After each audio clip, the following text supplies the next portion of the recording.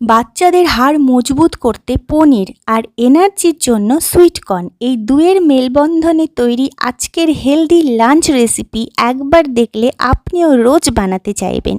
উপকরণ একদমই সহজ। পনির, সুইটকর্ন, টমেটো, কাজু বাদাম, সাদা তিল, অল্প পোস্তদানা, তেজপাতা, দারচিনি আর লবঙ্গ। প্রথমে কড়াইতে তেজপাতা, দারচিনি আর লবঙ্গ একটু ড্রাই রোস্ট করে নেবেন। কড়া হয়ে গেলে লবঙ্গ আর দারচিনিটা একটু ম্যাশ করে নেবেন। এরপর দেবেন এর মধ্যে বাটার কিংবা ঘি, যেটা ইচ্ছে। তারপর দেবেন টমেটো। তারপরে ওই সাদা তিল, পোস্ত আর কাজু বাদাম বাটাটা এর মধ্যে দিয়ে দেবেন। পরিমাণ মতো জল দেবেন, নুন মিষ্টি স্বাদ মতো। তারপরে এর মধ্যে পনির আর সুইটকর্নগুলো ছেড়ে দেবেন।